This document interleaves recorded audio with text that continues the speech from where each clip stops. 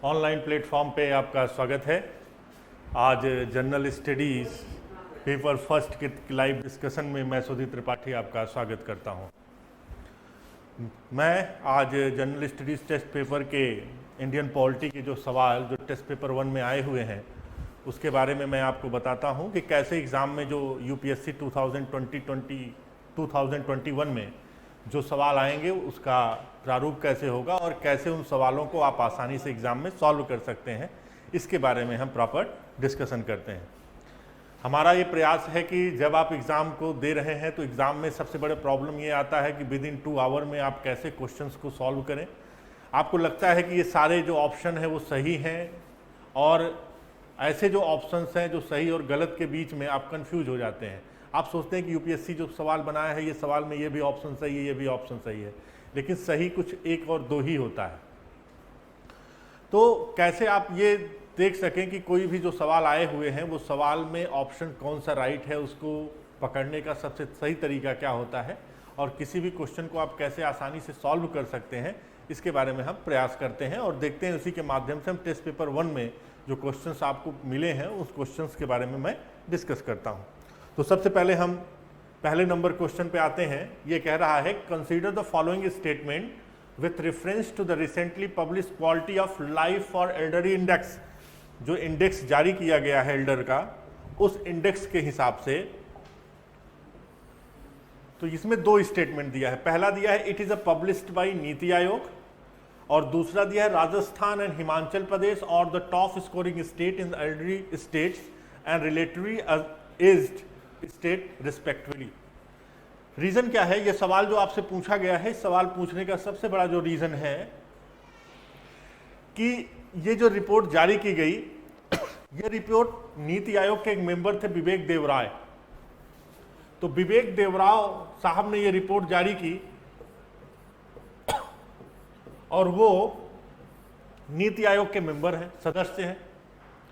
तो ऐसी स्थिति में जब ये सवाल आया तो एग्जामिनर ने आपके पॉइंट से क्या देखा कि नीति आयोग का मेंबर थे, इसलिए हम अगर नीति आयोग रख देंगे तो लड़के क्या हो जाएंगे, कंफ्यूज हो जाएंगे। इसलिए उसने नीति आयोग को ऑप्शन दिया। लेकिन इस क्वेश्चन को सॉल्व करने से पहले हम देखते हैं कि ये रिपोर्ट है क्या। ये जो रिपोर्ट है ये इकोनॉमिक जो एडवाइजरी कमेटी है, इकोनॉमिक एडवाइजरी कमेटी, प्रधानमंत्री जिसके हेड हैं, इसके माध्यम से जारी की गई।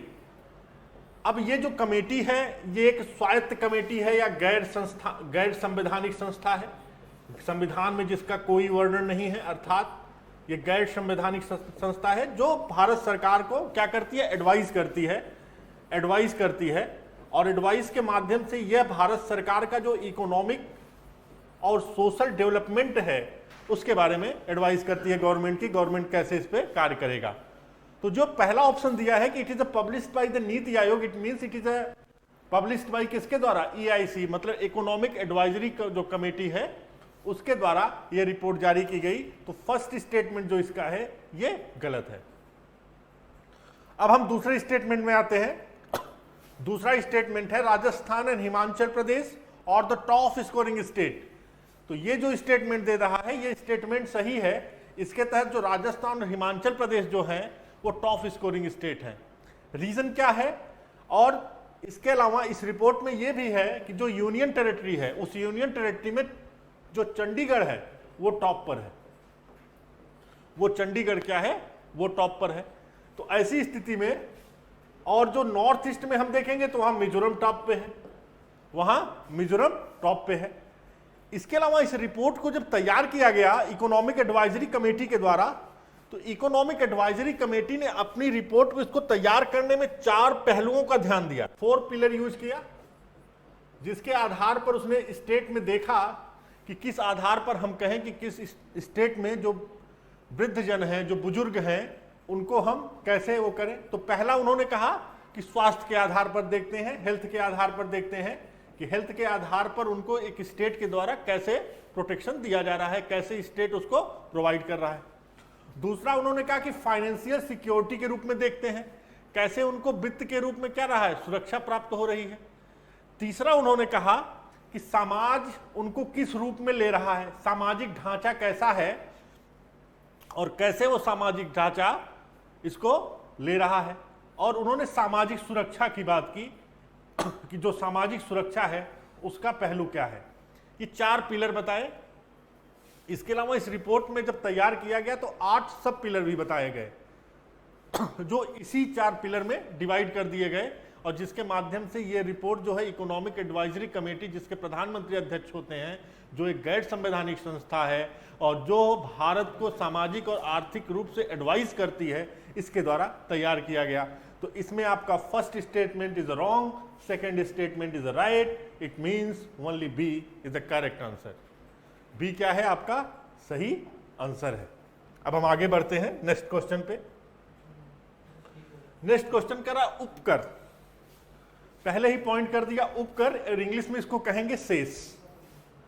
ये उपकर, सबसे पहले आपको ये पता होना चाहिए कि ये उपकर होता क्या है। ये उपकर होता क्या है, शेष क्या होता है। उपकर जो होता है टैक्स का एक टाइप होता है, अर्थात जो टैक्स होता है उसी टैक्स का एक टाइप होता है, लेकिन इस टैक्स से ये डिफरेंट होता है। रीजन क्यों है डिफरेंट होता है? जब टैक्स में अगर किसी व्यक्ति से टैक्स लिया जाता है तो वो टैक्स उसी व्यक्ति को किसी भी मद में वो खर्चा कर दिया जाता है भारत सरकार के द्वारा। कोई निश्चित मद नहीं होता, किसी एक निश्चित मद में वो खर्च किया जाएगा। लेकिन उपकर क्या होता है? उपकर किसी स्पेसिफिक पर्पज के लिए लिया जाता है, स्पेसिफिक पर्पज के लिए लिया जाता है और उस पैसे को उसी मद में खर्चा किया जाएगा।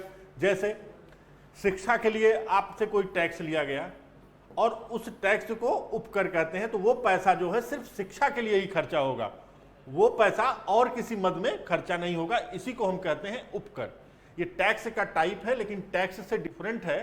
टैक्स जब भारत सरकार किसी भी व्यक्ति पर लगाती है तो उसका जो खर्चा होता है वो किसी भी मद में कर सकती है। लेकिन उपकर में क्या करती है? उपकर में सिर्फ स्पेसिफिक पर्पज के लिए, जैसे वर्तमान में आप देखिए स्वच्छता के लिए टैक्स लगाया जाता है, कृषि कल्याण के लिए टैक्स लगाया जाता है, तो जो भी पॉइंट टैक्स लगाया जाता है उसको हम उपकर कहते हैं। और यह टैक्स भारत सरकार के द्वारा भी लगाया जा सकता है तथा राज्य सरकार के द्वारा भी लगाया जा सकता है, कोई भी लगा सकता है, जिसके माध्यम से वो उस क्षेत्र के स्पेसिफिक डेवलपमेंट के लिए उसका उपयोग कर सके, इसलिए उपकर का प्रावधान है।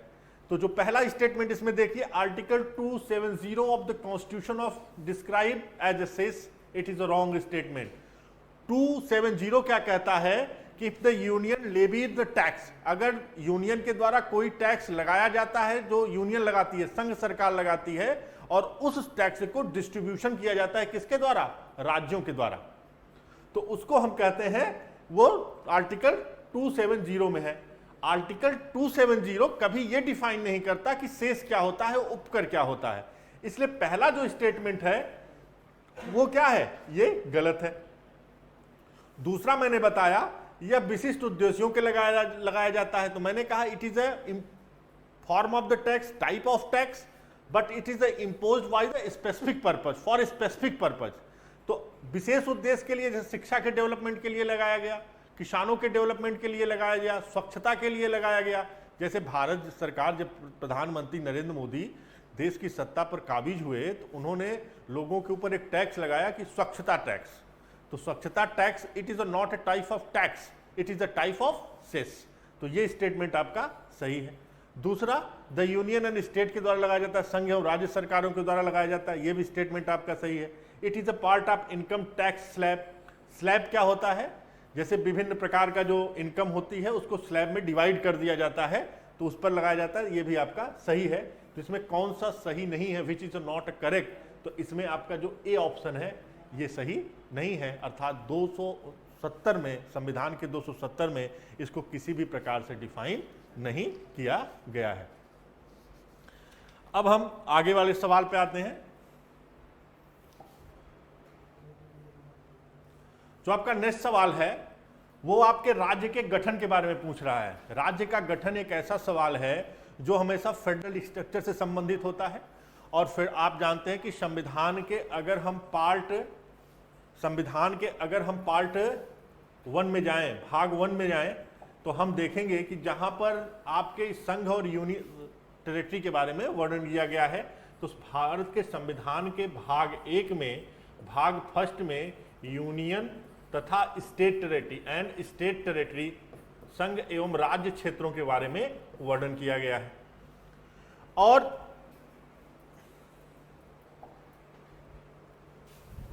संघ एवं राज्य क्षेत्रों के बारे में वर्णन किया गया है भाग 1 में।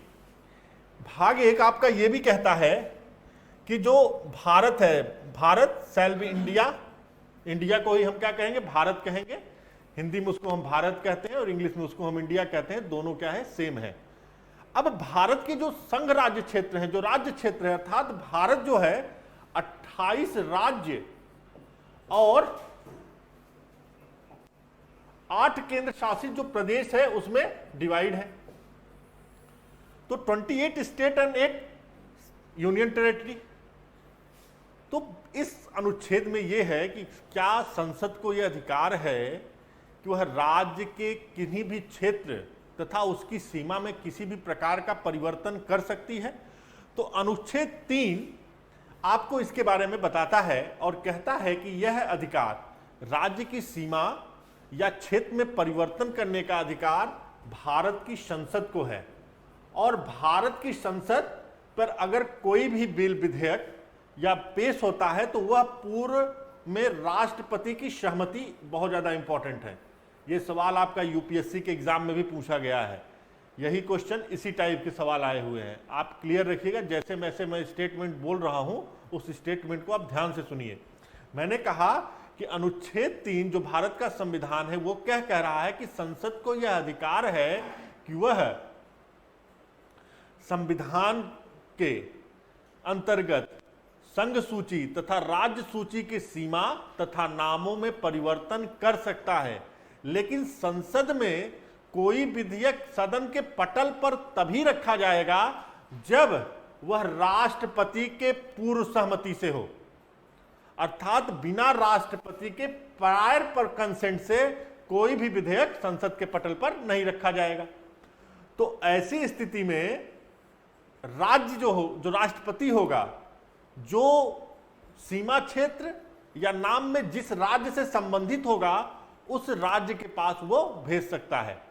अब उस राज्य की जो विधानसभा है, चाहे तो उसके पक्ष में दे, चाहे तो उसके विपक्ष में दे, उसके जो रेजोल्यूशन है, उसका जो रेजोल्यूशन है उसको मानने के लिए ये संसद या राष्ट्रपति बाउंड नहीं है। इट मींस ये पावर किसके पास है, संसद के पास है। और इसका जो वो होगा, संशोधन होगा, वो सिर्फ सिंपल मेजॉरिटी से होगा, अर्थात साधारण बहुमत से होगा।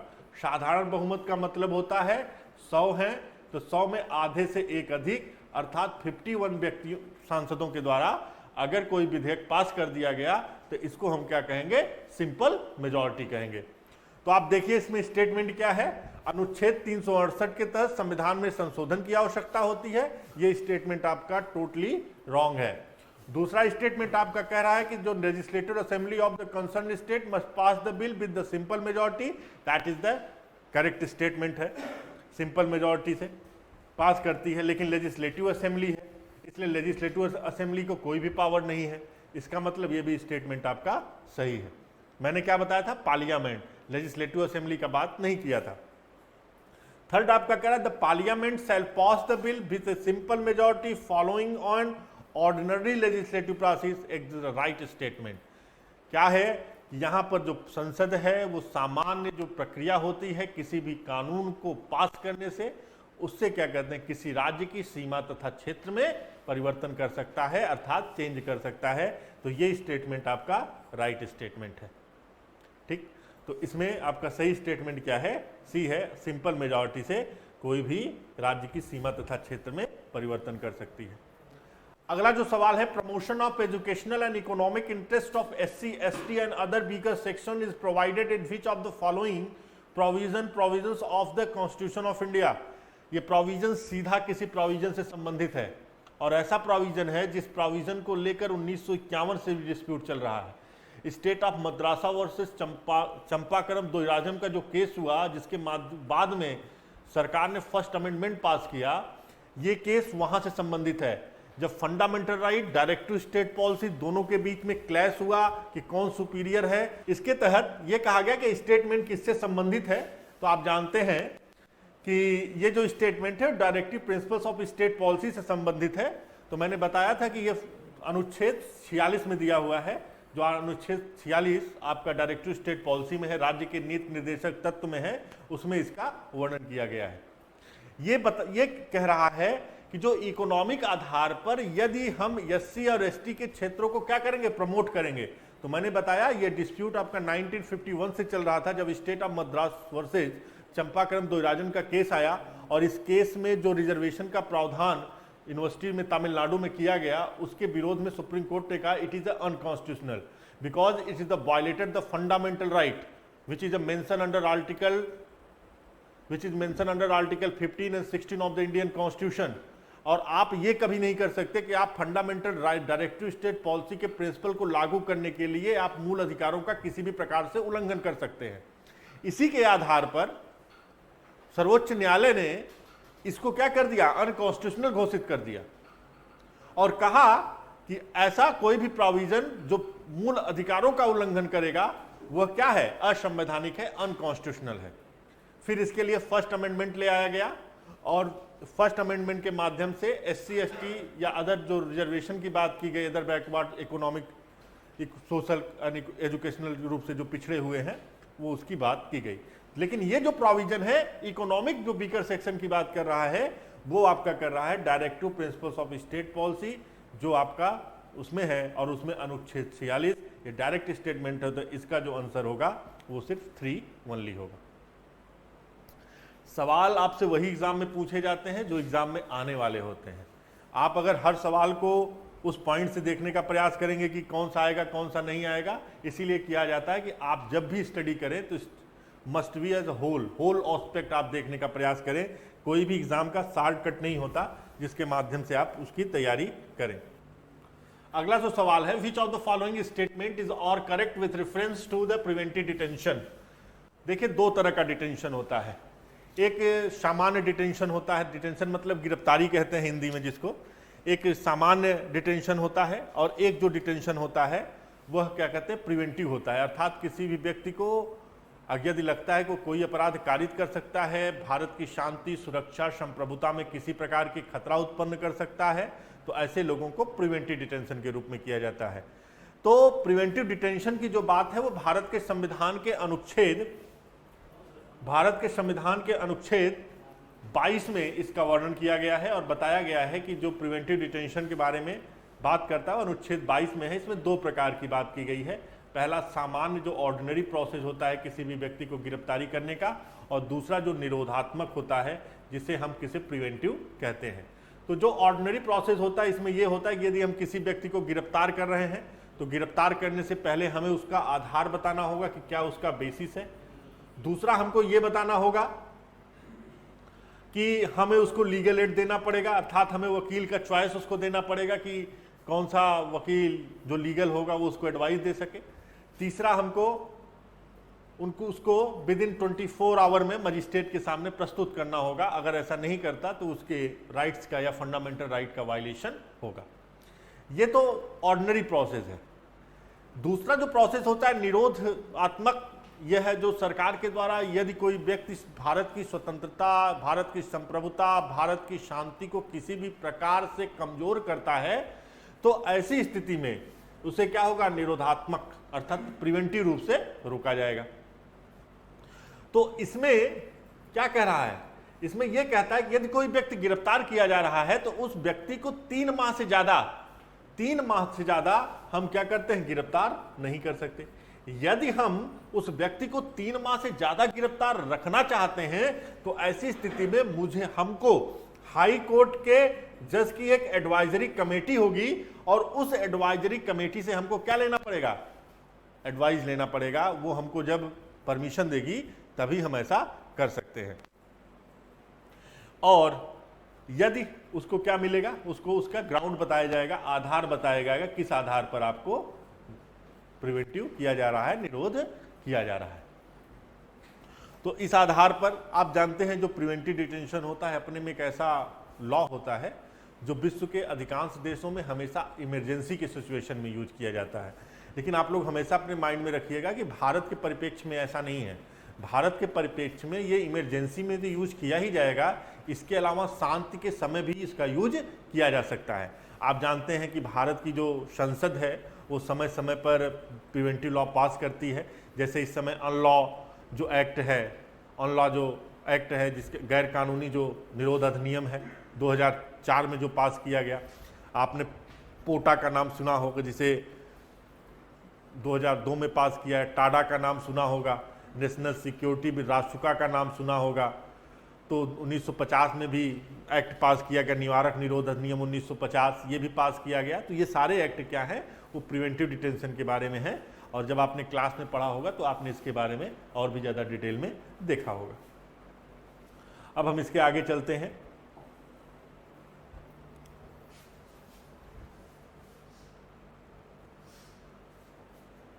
अब इसमें से कौन सा ऑफेंस है और कौन सा नहीं है। तो आप जानते हैं कि पब्लिकेशन, जब कोई चुनाव होता है तो रिप्रेजेंटेटिव ऑफ जो एक्ट होता है उसमें लागू होता है। तो इसमें जो ऑफेंस की बात कर रहा है उसको आप देखिए कि चुनाव के दौरान एग्जिट पोल के नतीजों का प्रकाशन, बिल्कुल एकदम राइट स्टेटमेंट है। आप सुनते हैं यदि कोई ऐसा अपराध कारित करता है तो उसे 3 साल की सजा मिलेगी। ठीक है, तो पहला रिप्रेजेंटेशन पीपुल एक्ट के तहत ये भी क्या है, अपराध है, और उस व्यक्ति को 3 साल की सजा मिलेगी। दूसरा क्या है, भाषा के आधार पर शत्रुता को बढ़ावा देना। ये भी आपका स्टेटमेंट क्या है, सही है। ये भाषा के आधार पर यदि कोई व्यक्ति इस तरह की एक्टिविटी करता है तो उसे भी क्या मिलेगा। दूसरा क्या है, आदर्श आचार संहिता के आवेदन के दौरान जनमत सर्वेक्षणों का प्रशासन। ये स्टेटमेंट आपका गलत है, क्योंकि आप देखते हैं कि जब भी चुनाव आचार संहिता लागू हो जाती है तो ऐसी स्थिति में एग्जिट पोल का प्रकाशन नहीं बनता, बल्कि जब चुनाव स्टार्ट हो जाता है, चुनाव का प्रोसेस स्टार्ट हो जाता है, तब वो प्रक्रिया शुरू होती है। तो जनमत संग्रह आप आचार संहिता के बाद से समाप्त नहीं होता, बल्कि चुनाव की प्रक्रिया जब शुरू हो जाती है तब होता है। इसलिए ये स्टेटमेंट आपका सही नहीं है। तो 1, 2 और 4 ये स्टेटमेंट आपके सही हैं। तो आंसर आपका कौन सा होगा, डी होगा।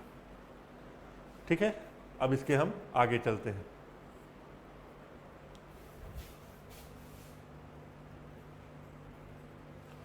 नेक्स्ट स्टेटमेंट जो आपका है वो स्टेटमेंट इंफॉर्मेशन कमिश्नर के बारे में है। चीफ इंफॉर्मेशन कमीशन, आपने जानते हैं कि भारत में 2005 में right to information act pass किया गया, और उसी राइट टू इंफॉर्मेशन एक्ट के तहत एक चीफ इंफॉर्मेशन कमीशन सेंट्रल स्तर पर नियुक्त किया गया। इसके अपॉइंटमेंट जो है भारत का राष्ट्रपति करेगा, और इसका जो कार्यकाल होगा वो 5 वर्ष का होगा, या तो 5 वर्ष हो या तो 65 वर्ष हो। और इसे अपने जो सेवा और भत्ते मिलेगा और निर्वाचन आयोग जो होते हैं, जो सदस्य होते हैं, उनके आधार पर मिलेगा। तो मुख्य निर्वाचन आयोग जो होंगे उनके आधार पर इनको सैलरी और अलाउंस मिलेगा। इसके अलावा उन्हें अपने पद से भी भ्रष्टाचार एवं कदाचार के आधार पर हटाया जा सकता है। तो इसमें यही स्टेटमेंट दिया है कि देखिए कि इसमें कौन सा स्टेटमेंट आपका करेक्ट है। तो पहला स्टेटमेंट है, his appointment as removal is done by the president, is right statement. मैंने पहले ही बताया कि चीफ इंफॉर्मेशन कमीशन की नियुक्ति भारत के राष्ट्रपति के द्वारा की जाती है। ये स्टेटमेंट आपका सही है। दूसरा, he is not eligible for the reappointment, ये पुनः नियुक्ति के लिए नहीं हो सकता। ये भी स्टेटमेंट आपका सही है, गलत है, सही है। दूसरा, his salary allowance and other service condition are similar to those an election commissioner, ये स्टेटमेंट आपका गलत है, क्योंकि इसके जो सैलरी होती है वो चीफ इलेक्शन कमीशन के हिसाब से होती है, ना कि मुख्य आयुक्त के द्वारा, चुनाव आयुक्त के द्वारा। तो इसका जो स्टेटमेंट है वो है 1 और 2, it is a right statement. आपका तीसरा स्टेटमेंट गलत है, इलेक्शन कमीशन नहीं होना चाहिए, चीफ इलेक्शन कमीशन होना चाहिए। तो इसका क्या आंसर होगा, 1 और 2। Next statement, which among the following can be the most appropriate agency for conducting social audit. आप जानते हैं कि समाज में या सामाजिक रूप से जो कोई ऑडिट होता है वो ऑडिट करने का अधिकार किसके पास है, वो ग्राम सभा को होता है। लेकिन जो सेंट्रल में जो ऑडिट का काम करता है वो कौन करता है, नियंत्रक महालेखा परीक्षक करता है। ये सवाल आपका यूपीएससी में पूछा भी जा चुका है। और आप ये जानिए कि हमेशा ग्राम सभा को पंचायतों का जो अधिनियम है उस अधिनियम के तहत जो सोशल ऑडिट का अधिकार होता है वो ग्राम सभा को होता है। तो इसमें कौन सा ऑप्शन सही है, वो आपका बी वाला ऑप्शन सही है। Next, accountability of civil servant in India ensured through which of the following. आप लोगों ने इथिक्स पढ़ा है, तो इथिक्स में आपको code of conduct, code of ethics, vigilance commission के बारे में बताया भी जाता है। अब कोड ऑफ कंडक्ट जो रूल बना, उस रूल के माध्यम से जो सिविल सर्वेंट्स के कोड ऑफ कंडक्ट हैं उनको क्या कहते हैं, रेगुलेट किया जाता है। और ये जो कोड ऑफ कंडक्ट बना वो 1964 में बना। 1964 में कोड ऑफ कंडक्ट का 1964 में कोड ऑफ कंडक्ट बनाया गया, जबकि भारत में किसी भी प्रकार का कोड ऑफ एथिक्स नहीं है। तो इसलिए आपका कोड ऑफ कंडक्ट का स्टेटमेंट सही है। विजिलेंस कमीशन भारत में है, बहुत तरह के राज्यों में और स्टेट संघ स्तर पर भी विजिलेंस कमीशन की नियुक्ति की गई है। तो 1 और 3 इज राइट स्टेटमेंट। तो आपका बी वाला ऑप्शन क्या है, राइट है।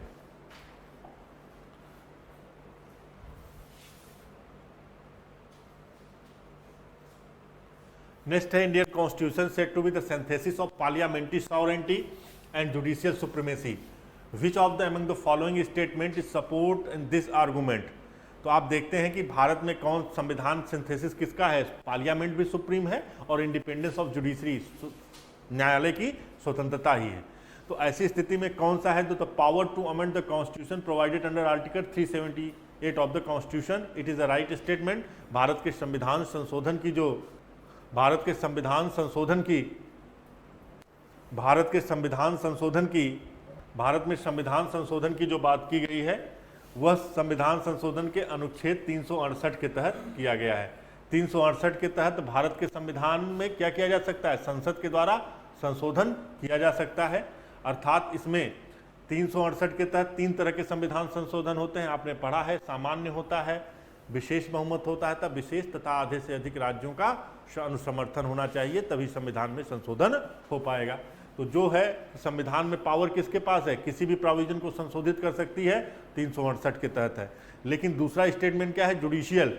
और यही क्लैश था जब भारत का संविधान जब भारत का संविधान बना तो शुरू से लेकर 1980 तक हमेशा भारत की सुप्रीम कोर्ट और भारत की संसद के बीच संघर्ष होता रहा। संघर्ष किस बात का था कि यदि कोई अधिनियम जो भारत के संविधान में दिया गया है, बेसिक स्ट्रक्चर मूल रूप में दिया गया है, यदि उसमें किसी प्रकार की छेड़छाड़ किया जा रहा है तो जुडिशरी उसको क्या कर देगी, अनकॉन्स्टिट्यूशनल कर देगी।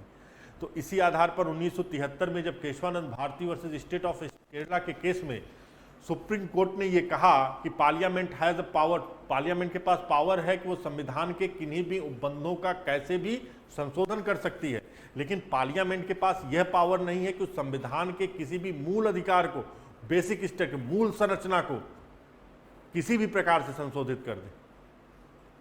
तो इसलिए क्या हुआ, यह सिंथेसिस है जहां पर पार्लियामेंट्री सुप्रीमेसी तथा जुडिशियल सुप्रीमेसी दोनों को संश्लेषित किया गया, दोनों अपने अपने लेवल पर क्या है, सुप्रीम है। तो ये आपका स्टेटमेंट सही है। The power of judicial review provided under article 13 sub clause 2, ये आपका बिल्कुल स्टेटमेंट सही है। इसलिए स्टेटमेंट 1 और 2 दोनों क्या हैं आपके, सही है। पार्लियामेंट्री सुप्रीमेसी बहुत ज़्यादा जरूर इंडिया में है, लेकिन कभी भी वो संविधान के उन उपबंधों का संशोधन नहीं कर सकती जो उपबंध संविधान की मूल संरचना में दिए गए। तो आपका ये पॉइंट हमेशा क्लियर होना चाहिए कि कहां पर जुडिशियल की लिमिटेशन है, जुडिशरी कहां तक किसी भी एक्ट को अनकॉन्स्टिट्यूशनल घोषित कर सकती है, उसके क्या ग्राउंड है, और कहां पर पार्लियामेंट के पास पावर है कि वो संशोधित कर सकता है। भारत ने British form of the government अपनाया, अर्थात parliamentary form of the government अपनाया। और parliamentary form of the government का मतलब ब्रिटेन में कुछ और है। ब्रिटेन में क्या होता है, अगर ब्रिटेन में तो पार्लियामेंट के पास इतना पावर है कि यदि वो चाहे तो पुरुष को महिला और महिला को पुरुष बना सकती है, लेकिन भारत का संविधान ऐसा नहीं कर सकती, क्योंकि पुरुष जो है वो पुरुष ही रहेगा, उसका बेसिक स्ट्रक्चर नहीं चेंज कर सकती। आपके माइंड में हमेशा ये चीज क्लियर होना चाहिए, और आपके पूरा संविधान का ये थेसिस है। अर्थात यही सवाल आपसे हमेशा एग्जाम में पूछे भी जाते हैं, प्री में भी और मेंस में भी। और ये सवाल आपका जैसे जैसे क्लियर होता जाएगा, आपका कॉन्सेप्ट उतना ही स्ट्रांग होता जाएगा। नेक्स्ट पार्ट पे आते हैं।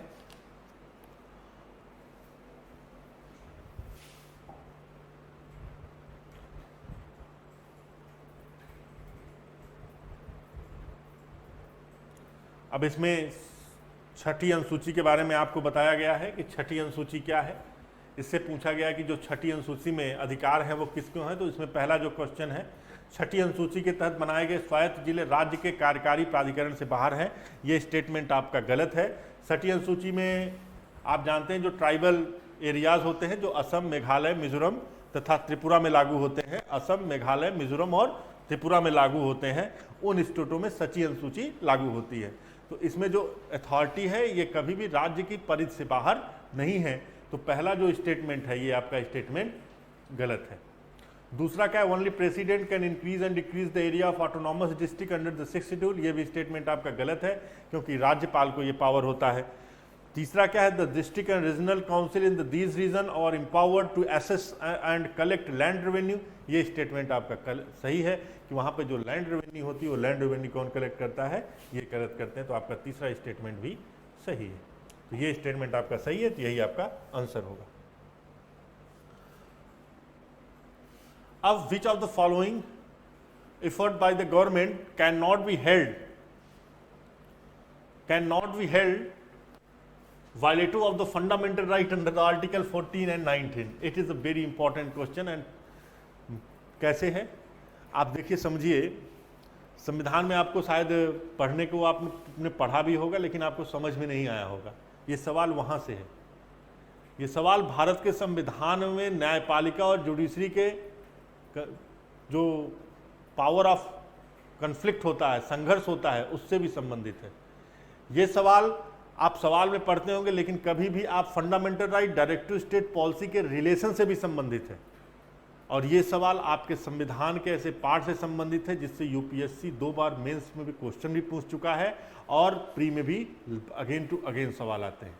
कैसे है, अगर आप देखिए इसमें सवाल में जो पहला पॉइंट है उसमें ये है, इसके माध्यम से हम 31A, 31B तथा 31, 31C, ये 3 आर्टिकल आपके इन्वॉल्व हैं।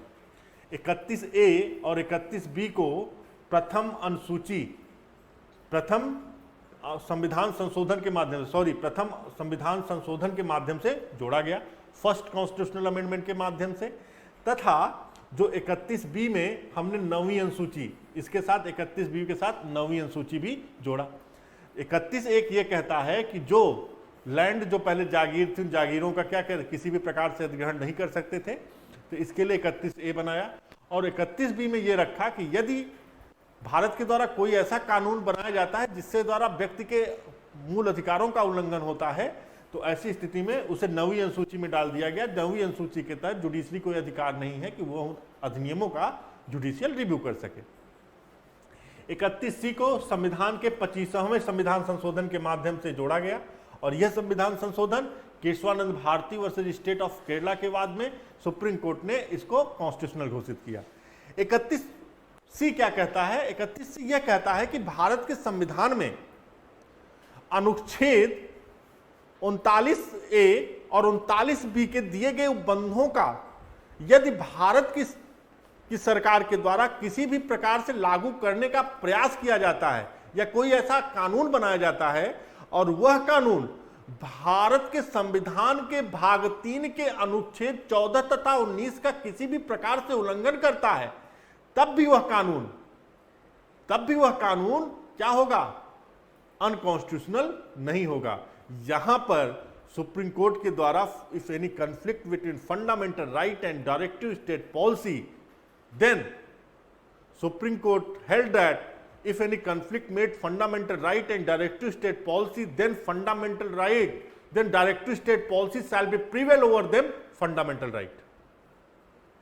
अर्थात यहां पर अनुच्छेद 19 के उल्लंघन के बावजूद भी यदि कोई कानून 39A और B के बंधों का किसी भी प्रकार से पालन करने के लिए किया जा रहा है तो उसको अनकॉन्स्टिट्यूशनल घोषित नहीं किया जाएगा। तो इसी के तहत सुप्रीम कोर्ट ने कहा कि 39A और B और C क्या है, ए उसमें कहता है जो मटेरियल जो डिस्ट्रीब्यूशन होता है उस पर सबका अधिकार होना चाहिए और जो राज्य के नागरिक हैं उनका प्रॉपर रूप से डिस्ट्रीब्यूशन होना चाहिए, डिस्ट्रीब्यूट करना चाहिए। इस आधार पर ये बातें कही।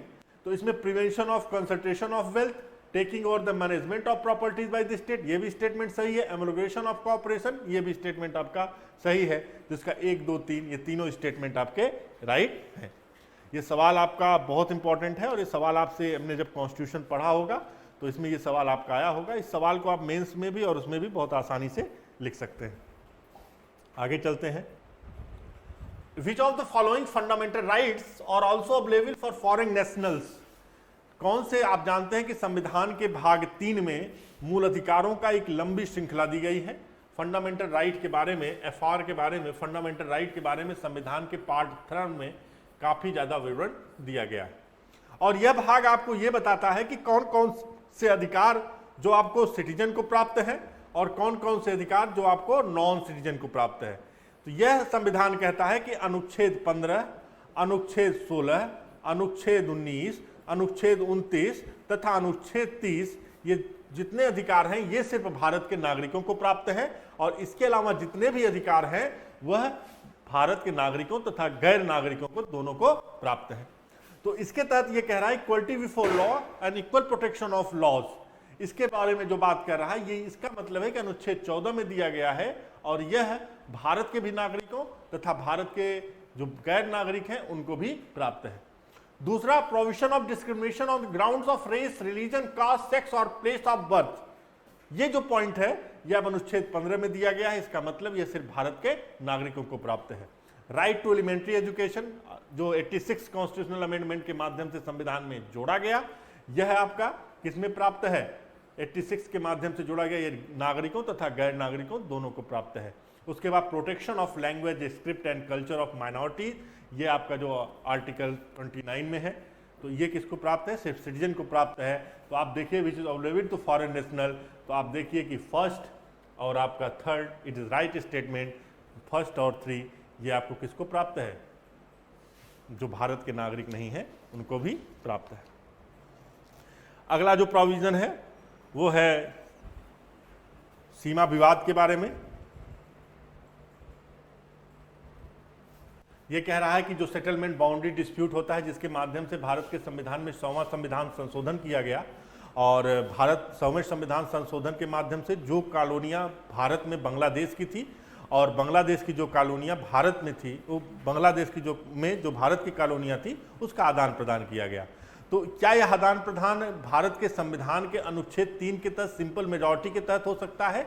ऐसा बिल्कुल भी नहीं है। इसके लिए भारत के संविधान में बेरुवारी के बाद में सुप्रीम कोर्ट ने कहा कि इसके लिए क्या कहते हैं, कॉन्स्टिट्यूशनल अमेंडमेंट बहुत ज़्यादा आवश्यक है। और बेरुवारी का जो वाद है वो इसी से संबंधित है, जिसमें सुप्रीम कोर्ट ने कहा यदि भारत अपनी किसी राज्य क्षेत्र का दूसरे राज्य से अदला बदली कर रहा है या दे रहा है, उसके लिए संविधान में संशोधन करने की आवश्यकता होती है। तो यह जो स्टेटमेंट है इसमें किस सीमा किसकी आवश्यकता है? अनुच्छेद 368 के तहत एक संवैधानिक संशोधन की। That statement is a right. Next statement पे हम आते हैं। भारत के अटॉर्नी जनरल के बारे में आप जानते हैं कि भारत के संविधान के अनुच्छेद 76 में, भारत के संविधान के अनुच्छेद 76 में अटॉर्नी जनरल के बारे में लंबी बात बताई गई है, उसकी एलिजिबिलिटी बताई गई और बताया गया कि इसे भारत के राष्ट्रपति के द्वारा नियुक्त किया जाता है। तो वो ऐसा व्यक्ति जो सर्वोच्च न्यायालय की योग्यता रखता हो, पहला स्टेटमेंट आपका राइट है, वो राष्ट्रपति की इच्छा से पद का धारण कर सकता है, ये भी इंपॉर्टेंट है। 76 सब क्लॉज 3, वह संसद के सदस्य के लिए उपलब्ध विशेषाधिकार और प्रतिरक्षा का लाभ ले सकता है। It is a statement right. तो आपका 1, 2, 3 तीनों स्टेटमेंट आपके सही। नेक्स्ट पॉइंट पे आते हैं।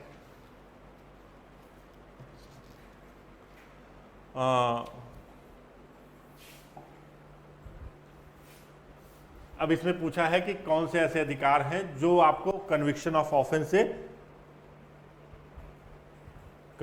ऑफेंस से प्रोटेक्शन देते हैं। तो आप जानते हैं कि संविधान के अनुच्छेद 20 में 3 प्रोविजन दिए हैं। एक्सपोस्ट फैक्टो लॉ, यदि कोई भूतलक्षी कानून है तो उसे आप पीछे से लागू नहीं कर सकते। मैंने आपको बताया, आप जानते हैं कि यक्ष अगर कोई अपराध कारित कर रहा है, यक्ष अगर कोई अपराध कारित कर रहा है, यक्ष कोई अपराध आज कारित कर रहा है और भारत का जो संसद है वो कल नियम बना रही है, तो ऐसी स्थिति में यक्ष के ऊपर जो लॉ लगेगा वो वर्तमान का लगेगा, ना कि कल का आज का लगेगा। तो इसमें क्या है? Protection against self incrimination. किसी भी व्यक्ति को हम मजबूर नहीं सकते कि अपना अंगूठा दे। ये 20 सब क्लॉज 3 में है और ये 20 सब क्लॉज 1 में है और ये जो है ये कहीं पर भी नहीं है। इसका मतलब ये स्टेटमेंट आपका सही गलत है। तो इसमें प्रोटेक्शन की बात कर रहा है, तो प्रोटेक्शन जो कन्विक्शन से होता है वो 20 सब क्लॉज 2 से देता है, जिसमें डबल जियोपॉर्डी की बात की गई है, दोहरा दंड की बात की गई है। और जो दोहरा दंड किसी भी व्यक्ति को एक अपराध के लिए एक से अधिक बार दंड नहीं दिया जा सकता, दैट इज कॉल्ड डबल जियोपॉर्डी, जो अमेरिका से लिया गया है। और यह प्रोविजन भारत के संविधान में 20 सब क्लॉज 2 में दिया गया है। तो इसके माध्यम से कोई भी स्टेटमेंट आपका सही नहीं। ठीक है, लास्ट के पार्ट में आते हैं। लास्ट क्वेश्चन जो आपका है इस पॉलिटी टेस्ट पेपर 1 का, वो ये कह रहा है कि इसमें parliamentary form of the government क्या होती है। तो सबसे पहले आप ये जान लीजिए parliamentary form of the government क्या होती है। Parliamentary form of the government का मतलब होता है जब कार्यपालिका संसद के प्रति क्या हो, उत्तरदायी हो। जब कार्यपालिका क्या हो, संसद के प्रति उत्तरदायी हो। जब कार्यपालिका संसद के प्रति क्या हो, उत्तरदायी हो, उसी को हम parliamentary form of the government करते हैं। When executive responsible toward the parliament, it means that is called the parliamentary form of the government. तो यहाँ पर जो बातें की गई, मतलब parliamentary form of the government के तहत क्या है कि जब एग्जीक्यूटिव रिस्पॉन्सिबल हो तो उसकी, तो आप यहाँ पर जो स्टेटमेंट आप देख रहे हैं, इस स्टेटमेंट में executive being responsible to the legislator, it is a statement right है। तो यही आपका स्टेटमेंट इसमें सही है, और दोनों स्टेटमेंट आपके गलत हैं। Division of power between central state is the salient features of the federalism, संघात्मक की विशेषता है। और separation of power executive and legislative, ये आपका presidential form of the government या क्या सिस्टम है। तो आपका जो executive being responsible to the legislator, it is a parliamentary form of the government. आप जानते हैं पार्लियामेंट्री फॉर्म में मंत्रिपरिषद या प्रधानमंत्री के पास ही सारी सत्ता रहती है और वो सामूहिक रूप से लोकसभा के प्रति उत्तरदायी होता है। तो ऐसी स्थिति में जो एग्जीक्यूटिव का हेड कौन होता है, प्रेसिडेंट होता है, लेकिन वो क्या होता है, रियल हेड होता है। अगर नॉमिनल हेड किसके पास होती है, जो रियल हेड होता है वो होता है भारत का प्रधानमंत्री या मंत्री परिषद। तो ये आपका स्टेटमेंट सही है। तो second statement is the right statement, it means option C is the correct. ये आपका पोलिटी फर्स्ट का डिस्कशन रहा। ठीक है, थैंक यू।